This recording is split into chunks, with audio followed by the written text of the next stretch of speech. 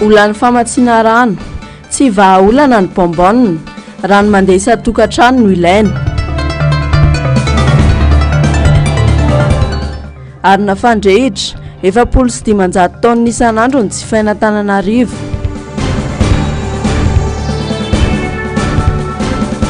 Voameran'ny eveka momba ny rariny sy ny fiadanana, tena marary ny firenena, mikoroso ny fiarin-karena.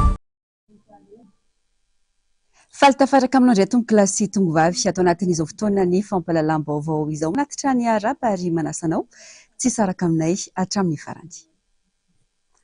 Pejy toe-karena avy hatrany no hanomboantsika ny fampalalam-baovao amin'ity alina ity. Rano tombanana hiakatra hatramin'ny 4,500 ny fandrosoana ara-toe-karena eto Madagasikara amin'ity taona 2024 ity dia vinavinaina hijanona ho 4,200 izany.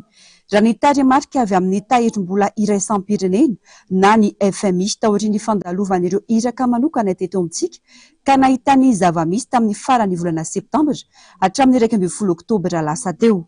Misedra fahasahiranana sy krizy ara-toe-karena ny firenena malagasy ankehitriny. Maro araka izany ezaka tokony atao raha tiana notafarina ara-toe-karena. Tsy azo idivirana ihany koa ny fanatsaran'ny rafitra misy sy ny fomba fiasa, ampitomboana ny fampiasam-bola sy ny famoronana asa ary ny fangararana ny fitantana andraraha-panjakana. Anisan'ireo teboka no tsindrin'ny FMI ny fahaiza-mitantana, ny fahafahana miatrika ny fiovan'ny toetrandro ary ny fanatsarana ny famotiram-bola ao anatin'ny kitapom-bola panjakana. Fanadiadiana eo amin'ny sary sy riran-tsary ny Mateo Panasy.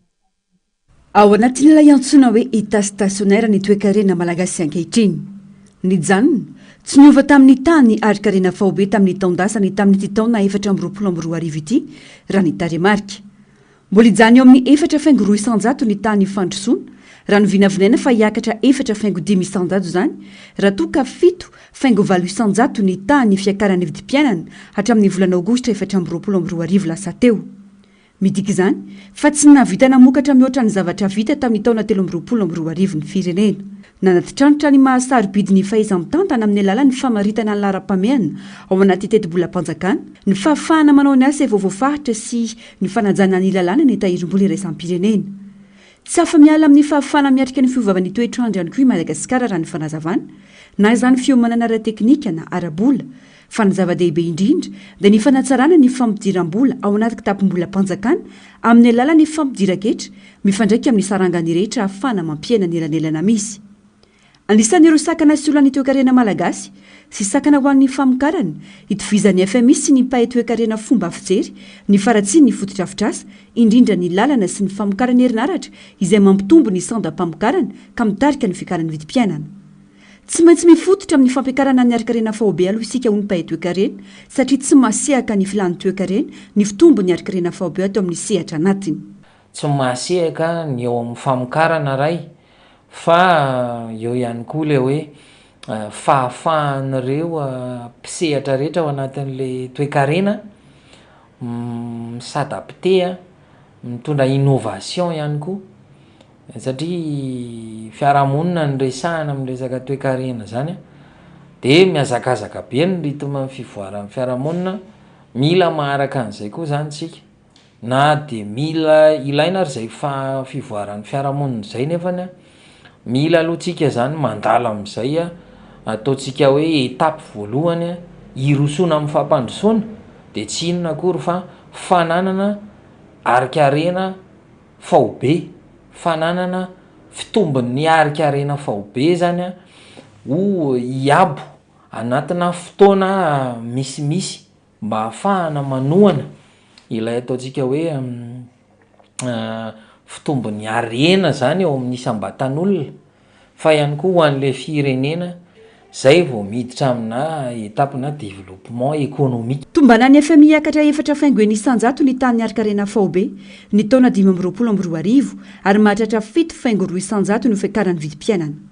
Ny tany ari-karena izay tokony mandidina ny roa sy 100 euro ny fanazavana saingy mampanay kosa ho ny mpahay toe-karena ny zava-misy eo ambadika io salanisy io raha tsy teny afa-tsy ny tsy fitoviana sy ny elanelany eo amin'ny olona manana sy ny manitra indrindra manoloana ny fiakaran'ny vidim-piainana.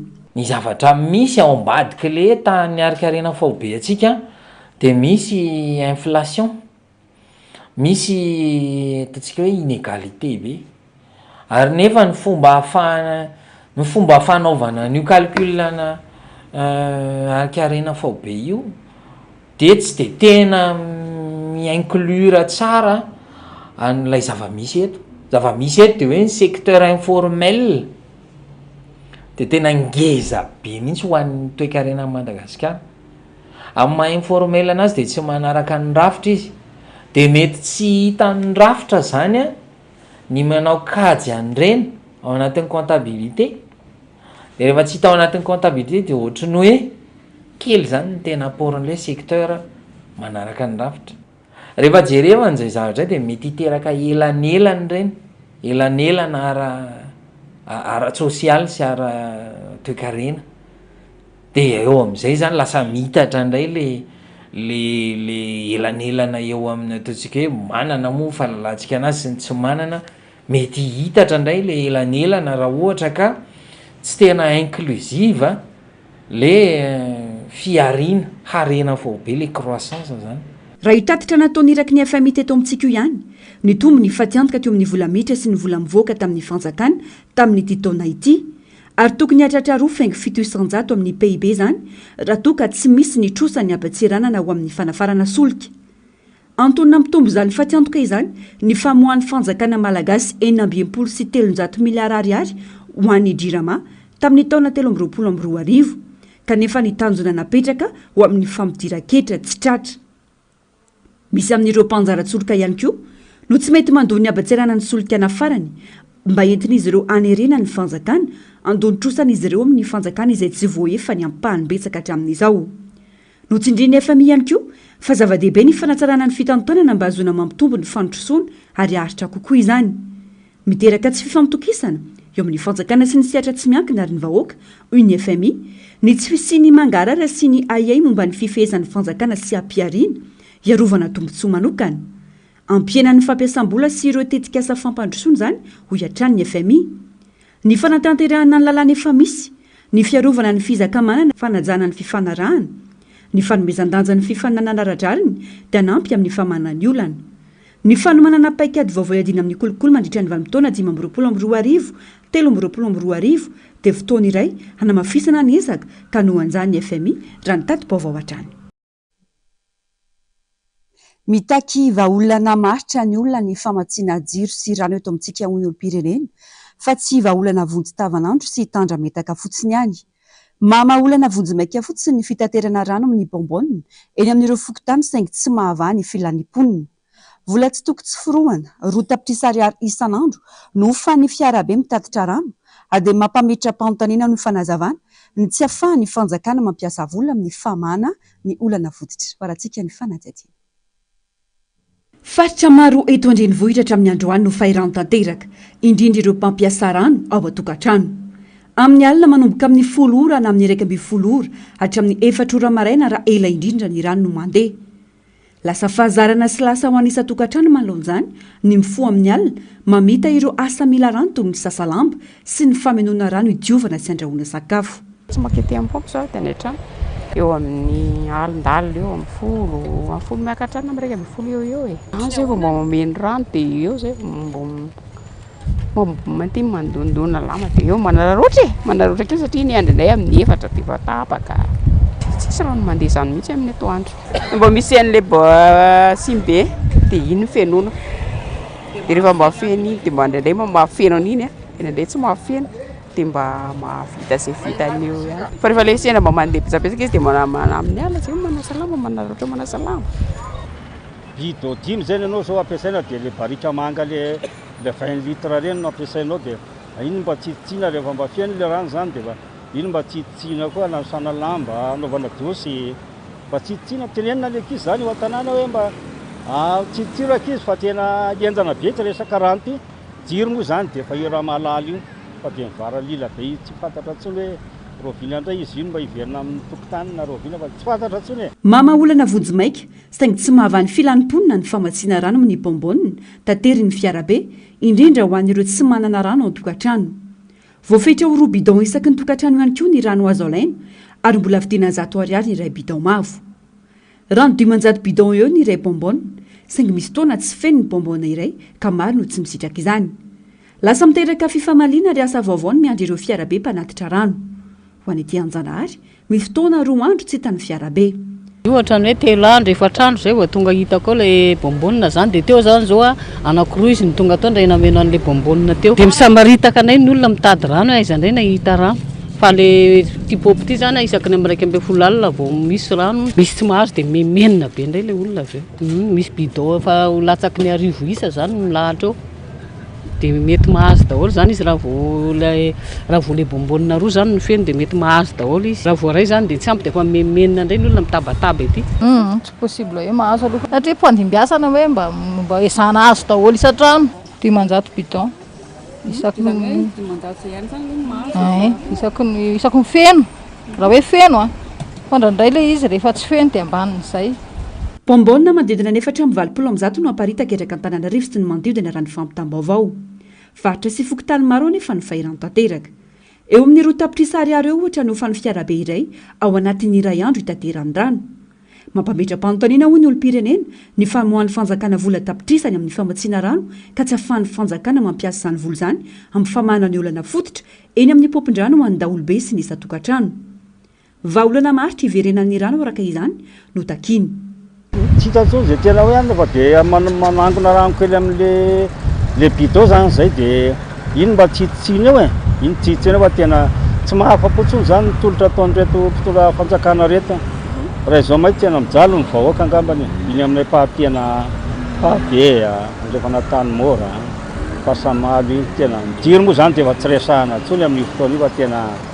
asana mba isy fiovana ihany ty resaka jiramaty aloha na ahoana fa de mahapalahelo raha izay aloha tsy mahafa-po raha hoe resaka rano araina ny bombonina satria nanaovako hoe tsy mahafa-po tsisy fotoana andanana any amin'ny rano maka 4 alina amin'ny 4 tandro maka any bombonina any fa mivahaolana angambany de borne fontaine ihany tsy maintsy hoe amboarina mba hoe atao zay mampandeha an'io hatramin'izay hoe borne fontaine foana vao nataontsika de tsisy problème tamin'ny fitondrana ravanomanana angambany reny tena tsisy problème mihitsy zao manjary tsy hainy zareo mihitsy ve le manao an'le fitsatanana sahoana fa de tena mampime ataoko hoe mampime fa satria ataoko hoe mahasosotra raha fo amin'izany eo ianao de zay ka raha hoe tsy mety tsony mampalahelo izy aina ny rano zo fototry ny sambatan'olona saingy tsy ahitam-baolana ny olana mitarika ny tsy fafahany rehetra misitraka izany mbola olana goavana ihany koa ny herinaratra mampitondra fifaisana ny rehetra mamotika ny fiariana sy ny fivelomany tokantrano malagasy antapitrisana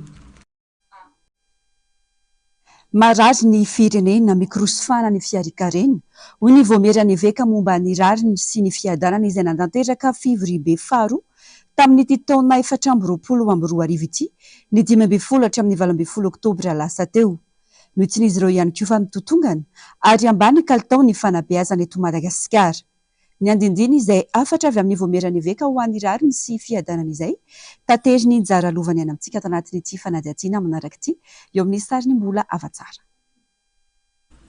manjaka ny kaporaraka sy ny tsy fandriam-pahalema anarany fibodon'ny sasan'ny taniny hafa eto Madagasikara hoy ny voamerany veka ho amin'ny rariny sy fiadanana araka ny afatra napetra ny taoriny fivorinana hatra-telona tsy mahatokony mpitandro filaminana intsony ny vahoaka noho ny sasany amin'izy ireo mamono sy mitohitra ireo olona voasambotra any ka mirongatra ny fitsaram-bahoaka amin'ny faritra maro hoy ity voamera ity izay manamarika fa mitotongana ratsy ny kalitaon'ny fampianarana eto amintsika raha ny zava-misy araka ny fanazavana maro ireo sekoly no mikatona betsaka ireo mpianatra no mitsoaka andaharana ary ireo tanora manana diploma kanefa dia maro amin'izy ireo ny tsy anasa eo amin'ny sehatra ny fahasalamana zara raha mahazo fitsaboana sahaza ny akamaroan'ny mponina noho ny alaviran'ny toeram-pitsaboana fototra sy ny hopitaly tsy dia ahitana mpitsabo firy ary lafo ny saram-pitsaboana tsy izany ihany manjaka amin'ny sehatra rehetra ny kolokolo izay arahana fanabakana amin'ny lafiny rehetra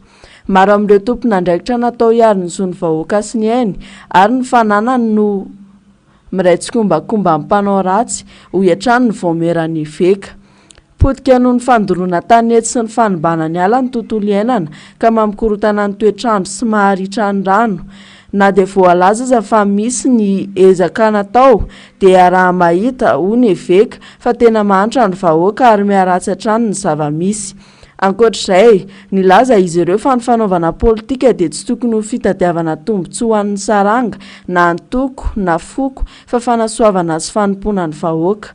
Niangavy ireo mpanao politika ihany koa ny voameran'ny veka mba hanana toe-tsainam-pifaninana fa tsy fahavalo noho izy ireo samy milaza ho tia tanindrazana sy tsy hanararoatra ny fahantrany vahoaka.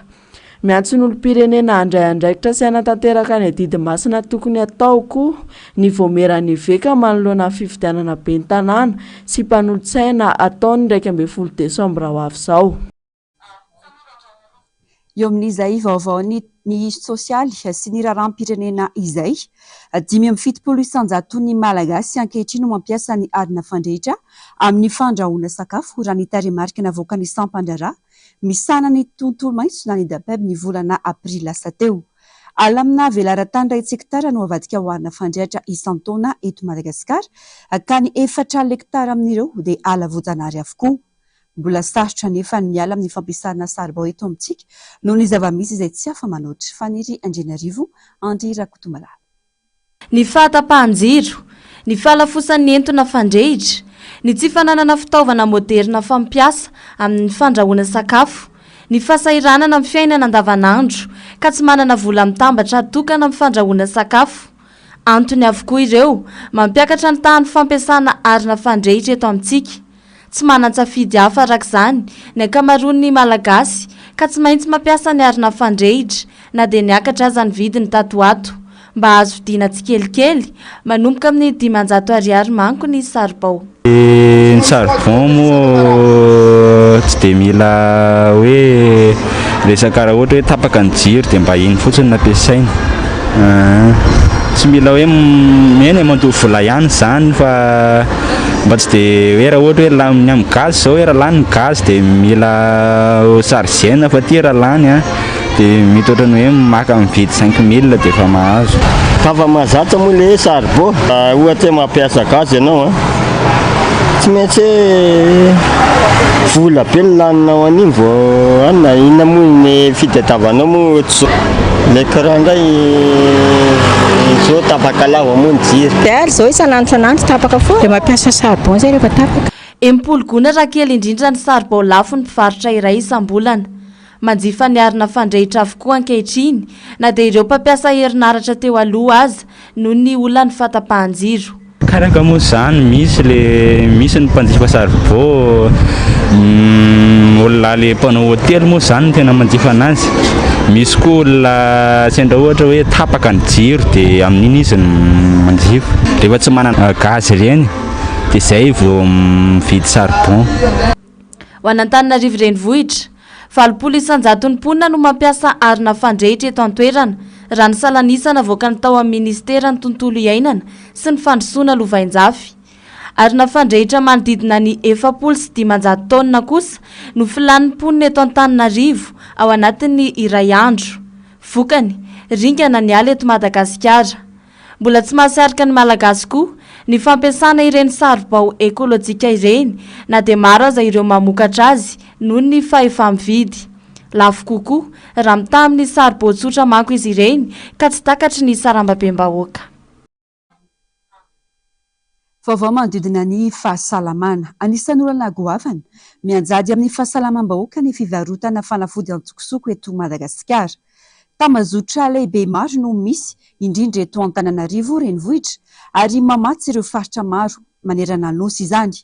Miroboroba nefa ity sehatra tsara-dalàna ity indrindra ny Ambohipo ary maro no manjifa ny fanafody eny an-toerana raha ny fanadihadiana nataon'ny Faniry Andrianarivo, Andry Rakotomalala teny an-toerana androany. Mirongatra izay tsy izy ny fivarotana fanafody tsy ara-dalàna ety Ambohipo, tanànam-by ao an-tsainy maro avy hatrany raha fanafody ny resaka.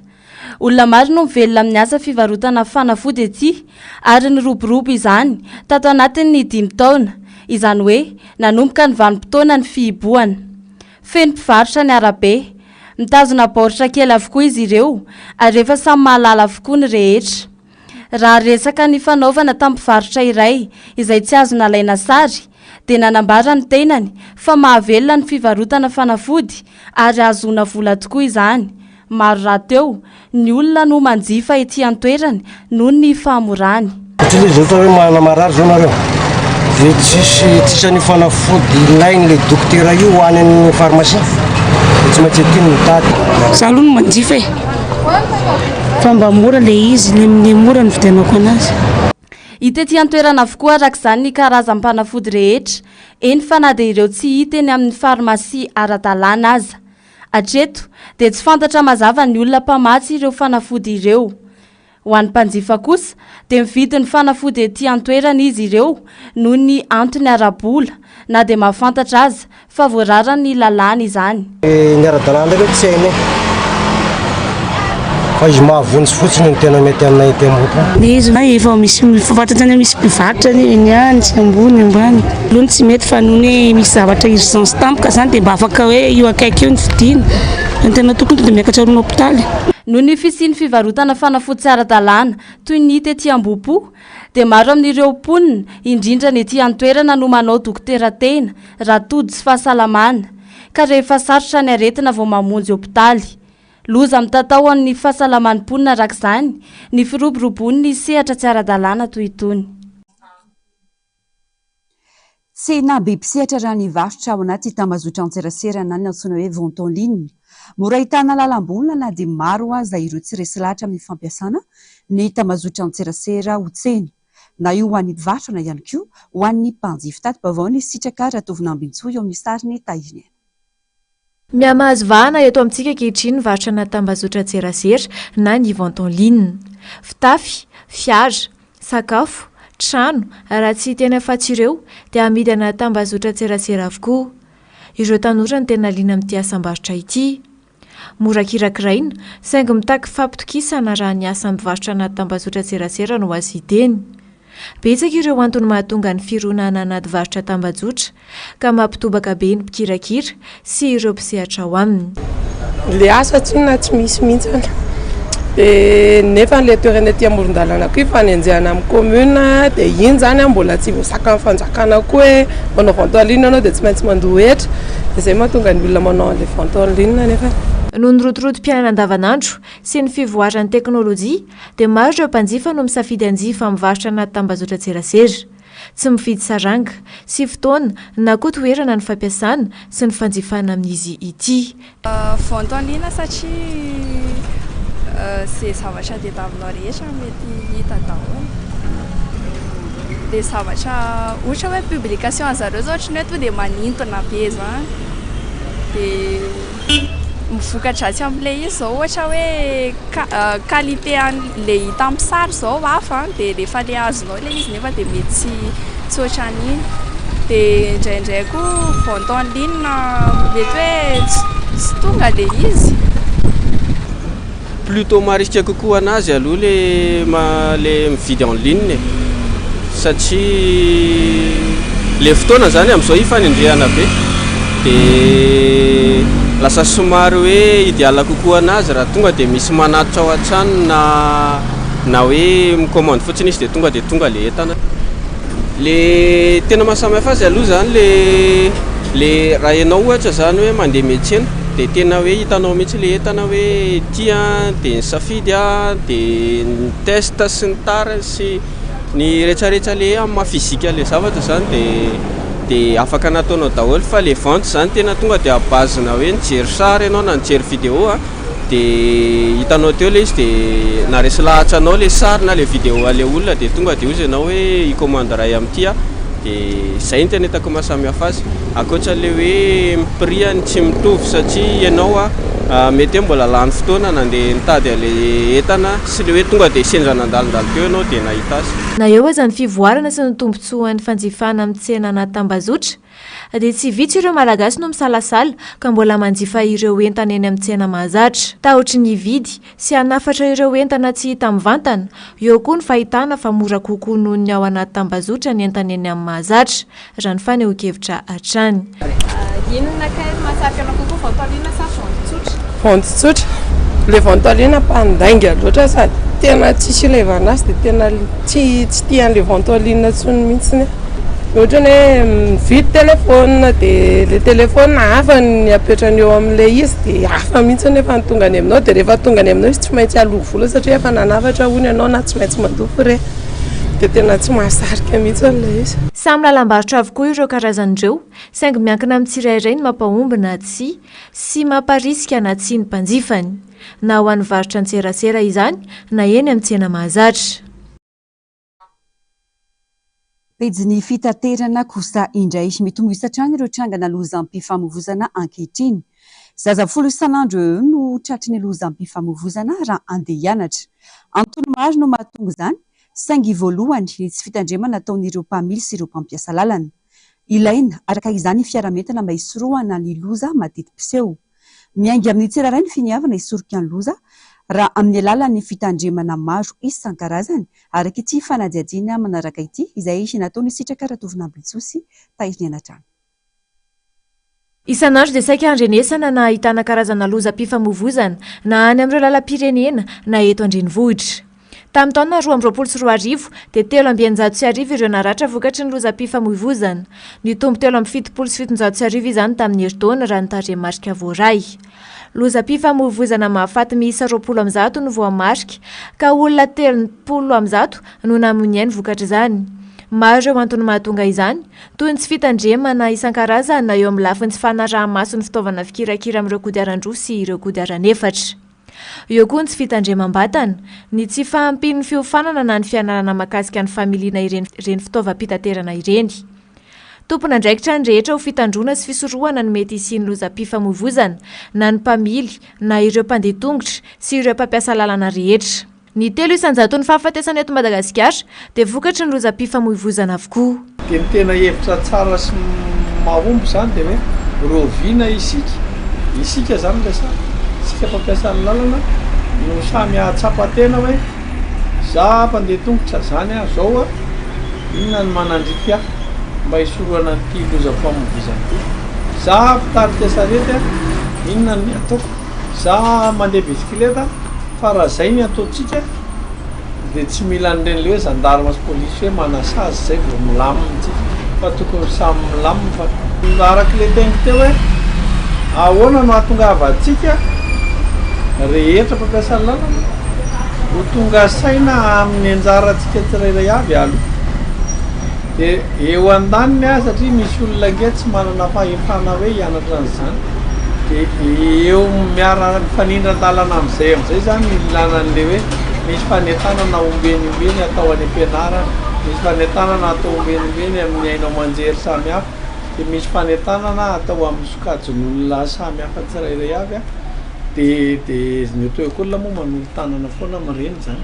Dia rehefa reny no mandeha tsikelikely miverimberina eo dia inoka mety misy vokany any. Tsy mifidy fa natao ho an'ny tonga taona rehetra na lahy na vavy ny fianarana familiana fiarakodia sy kodiaran-droa. Saingy ireo mpamily lehilahy mahatonga lozam-pifamoivozana be indrindra raha ny tarimimarika voaray.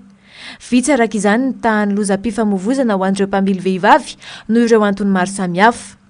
Raha ny fanazavana hatrany dia malina sy mitandrina kokoa ny vehivavy eo am-pamiliana. Fa fahitako azy fotsiny eo amin'ilay fiarovana ny aina zany no mahatonga an'izay satria zany tsika zany nataon'Andriamanitra hoe hiaro ny tenantsika ihany koa zany. Fa matetika tsika zany dia ohatr'ireny ampianarina ireny, ampianarina hoe arovo ny tenanao dia manaova aroloha ohatra hoe mpitaingina moto.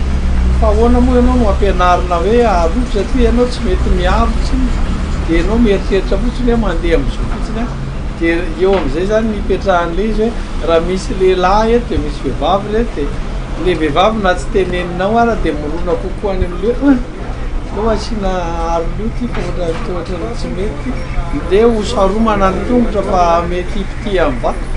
Fa ny lehilahy ohatra mihevitra kokoa hoe matanjaka sy mahavita tsy be fiheverako za manokana fotsiny izay Raha ny antontanisa voaray hatrany dia tsy mitsaha mitombo ny tahan'ny lozam-pifamoivozana eto amintsika. Raha anao jery todiky ny taon-dasa dia nahitana fiakarany 10,900 izany. Ilaina araka izany ny fahamalinana ho an'ny mpampiasa lalana rehetra mba hitandremana sy hisorohana ny fiakarany antontanisa ho amin'ny ity taona 2024 ity. Lafim-baovao hafa tanteraka manodidina ny fifidianana taotry ny fampahafantarana ofisialy ny kandida ben'ny tanàna Razafy Manantany Faniry larana faefatra amin'ny komina Ambonivohitra Ambohidratrimo dia niona tamin'ireo mpikambana fototra ny anivon'ny fokotany ity kandida ity sy ireo mpanolotsaina mirailisitra aminy ny farany herinandro teo fotoana namela belarany ireo vinanasa ho tanteraina ampandroso ny komina ambonivohitra Ambohidratrimo rahatsikany fanadidi Vina voadinika sy matipaika tetika asa mivaingana sy mipaka amin'ny sambatan'olona ary programa azy tanterahana sy mitondra voka-tsoa mba ho komina mandroso ara-toekarena mahateo onona ho fitaratry Madagasikara tokoa ny tanjona hoy ifanindra zafimanantany naverimberiny hatrany fa ny firaisankina n'ireo zanaka Ambohidratrimo eto an-toerana sy ny any ivelany ary ireo tiana Ambohidratrimo miampy ireo mpiara-mombonantoka marobe no ahafahana mampandroso ny tanàna. Efa hita sy ny fampiresahana ny apahany amin'ireo mpiara-mombonantoka ka naneho ny fahavonona ny ara-iasa amin'ny fanindra zafimanantany sy ireo mpiara-miasa aminy izy ireo satria resy lahatra amin'ny vina sy programa naroso.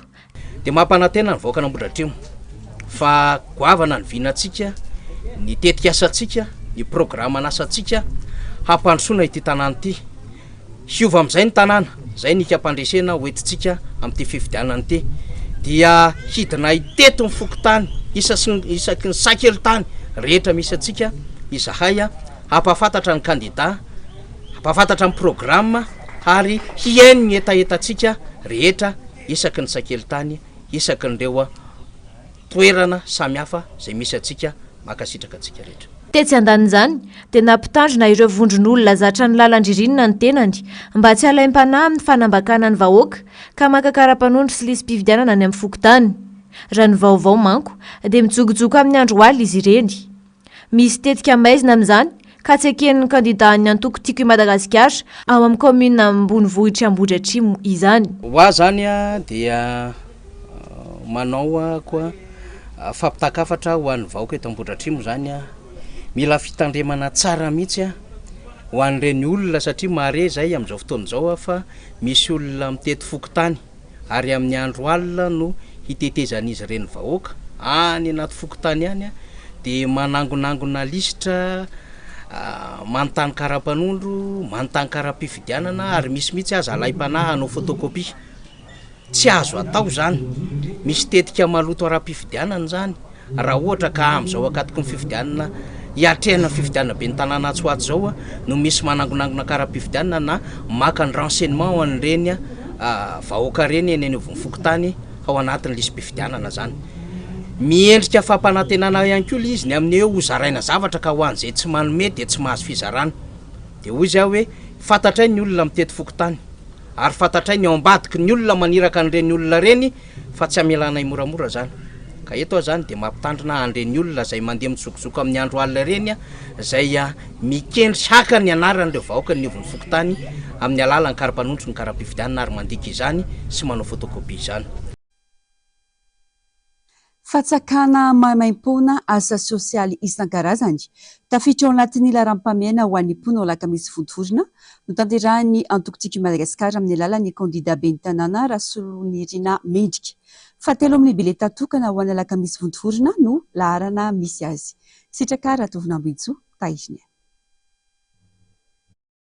Tsy fampielezan-kevitra fa vonjeny eo anatrihan'ny fahasahiranana mianjady ireo mponina no namaliny kandida ho ben'ny tanàna avy amin'ny antoko tiako i Madagasikara ao Alakamisy vontovorona ny etaetany ireo mponina ao Antsahavory. Ankoatr'izay, ny sitraka jiro mandeha amin'ny masoandro koa ny tanàna ny Taramanana, Faliarivo, Andohony izay tena ilain'ny mponina indrindra eo anatrehany tsy fandriam-pahalemana. Nisy ihany koa ny porte à porte nentin'ny tia manitsidika ny mponina nampahafantarana ny kandida Mendrika Rasolonirina izay laharana fahatelo. Dia namboarina arak'izay azo atao mba hatsaratsara anazy mba ahafahany be sy ny maro misitraka an'izay rano izay ato anatin'ity fatsakany ity. Dia marihany etona fa ity rano izay ampiasaina eto ity dia tsy andoavam-bola na ny ariary ary. Misy milaza mantsy hoe angalana vola ny olona izay antsaka ato anatin'ity fatsakany ity fa ho atolotra mahimaimpona zany hoe tsy andoavam-bola mihitsy izay rano alaina ato anatin'ity fatsakany ity izay.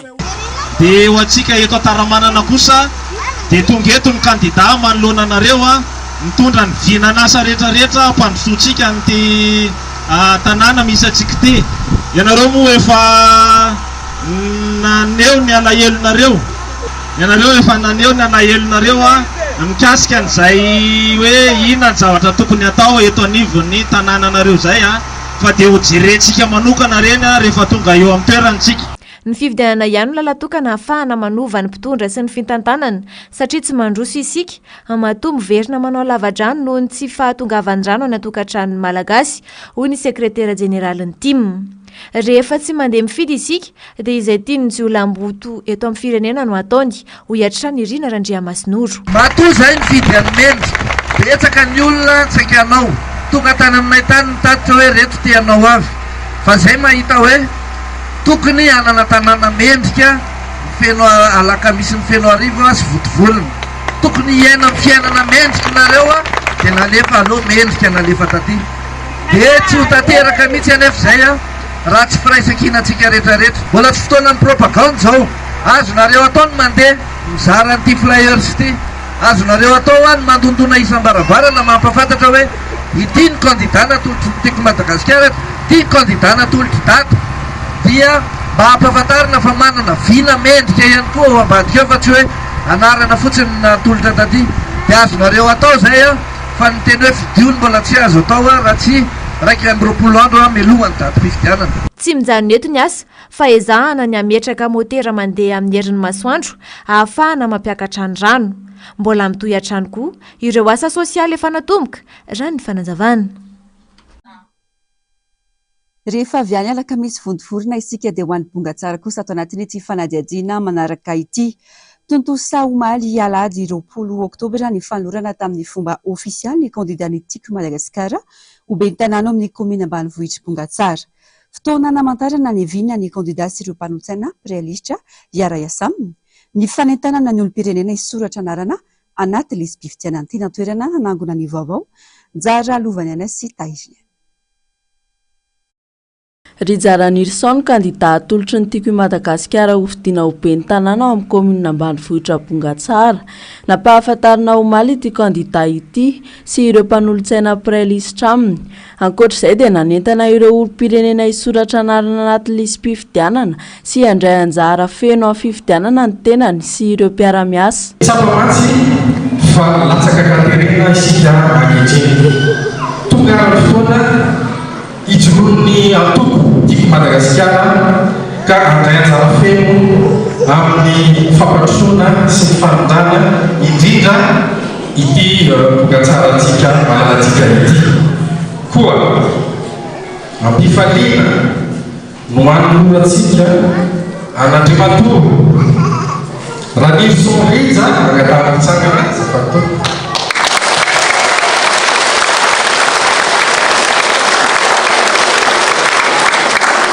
Andriamantoa Nilson Riza izay tsy hafa fa zanaka mpifaritso teraka teto ndray aman-dreny teraka teto ihany koa izy. Efa ela milonana tao anatin'ny antoko tiako Madagasikara izy niasa sy nampandroso ary ankehitriny dia aroso ho antsika izy fa izy no nanolotena ary nakatoavana teo anivony ratsa mangaika ny antoko tiako Madagasikara. Koa ity anio zany manolorana azy amin'ny fomba ofisialy. Maro karazana ireo osoka sy fanodinana safidy mety hitranga mialoha mandritra ary aorian'ny fifidianana ka mila ny fahamailon'ny tsirairay izany. Tranga dia zao tamin'ny élection présidentielle le talohan'ilay farany teo angeka nisy doublon fa tamin'iny zao fipetrany ataony disitsipelona fotsiny naran'ilay olona ohatra hoe rakoto arso ataony hoe rakoto raso soratany modra zany erreur de saisie karapan'olona tsy miofo fa omeny carte électeur anankiroa satria ndray rakoto raso ndray rakoto arso adresy tsy miofo. Fitantanana mangarahara hitondra fampandrosoana amin'ny vantana eo amin'ny tanàna adidininy no isan'ny takiana amin'ny ben'ny tanàna sy ireo mpanolo-tsaina hoy ny solombavam-bahoaka ao Atsimon-drano. Ben'ny tanàna no manao ny asa fampandrosoana ety amin'ny komina tsara ben'ny tanàna zany manao ny lalana ratsy be aty aminareo rehetrarehetra ireny manao ny école mijery ny fanamboarana tsy hoe mahita teti-bola amin'izany izy a fa tsy maintsy anjara amin'izany mangataka manao an'izany rehetrarehetra izany a manao ny famatsinan-drano. Ny fandrosoany bongatsara ny lahara-pahamehana ho an'ny kandidara Nirsan.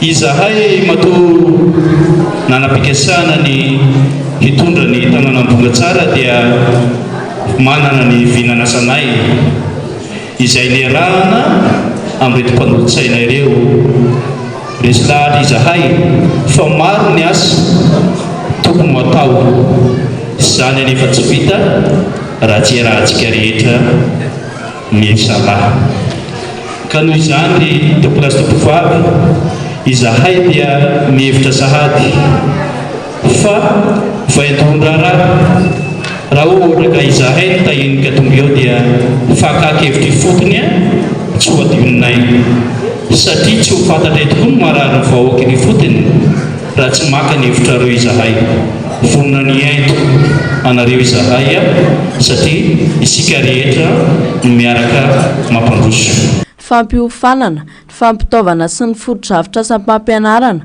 ny fikojakojana sy ny fanamboarana ary ny fanazavana ny tanàna, ny fananganana sampandrahara sy foto-dravitra sampidiovana sy fahadiovana, ny teti-bola ifandrombonana, ny fiarovana ny vehivavy sy ny ankizy, santonany amin'ireo vina mpiarahamonina hoentin'ny kandida ho an'ny komina Bongatsara. Ankoatra ny fiarah-miasa amin'ny olom-pirenena dia eo koa ny miaraka amin'ireo mpiara-miombonantoka. Indrebava sady amaranana ny fampahalalam-baovao ny marisaka avy any ivelan'ny banky tantanan'ny Hezbollah no kendreny Israely tao Liban tamin'ny hetsika nataony atraka ny fanazavana ny tompona andraikitra ambony Israeliana. Varantsika ny fanajadiana rakitra izay. Ny bureau banque libanais iray mamatsy vola ny vondrona Hezbollah no nidaroan'ny tafika Israeliana ho maly alahady. Raha ny fanazavana dia efa nanao fampitandremana ho an'ireo faritra 520 ao Liban ny tafika Israeliana. Ny 410 moa dia andreny vohatra Ibiouf araka ny loharam-baovao libanais. Notafian'ny Israeliana ny rafitra banky albanais izay manome tolotra ara-bola ho an'ny olom-pirenena libanais anarivony. Nanambara moa ity banky fa na dia teo aza ny fahatiantoka vokatry ny ady dia nanome tokony ny mpanjifa n'ity banky fa azo antoka ny petrabolan'ireo mpanjifa. Ny ampita assistansa isan'andro ny fampitifirana eo amin'ny Israely sy Hezbollah ka niditra tamin'ny dingana vaovao ny ady nanomboka tamin'ny volana lasa teo. Toy ny hetsika an-tanety tao amin'ny Liban, ny farany volana septambra teo dia miaramila Israeliana 5,2 teo eo no tobo tao. Balafomanga 70 mahery no nidoboka tany an-toerana ho maly alahady ary olona 3 no naratra mafy vokatry ny afo sy fifampitifirana tao amin'ny tanàna avaratry ny Safedy. Varainao vetrany aoriana izao fampahalalam-baovao izao ny fandaharana Global News toy ny mahazatra ny tena kosa tonga lasy tonga vavy mametraka ny mandrapitafa ao amin'ny rampolitsindray amin'ny ora mahazatra. Velomatoa.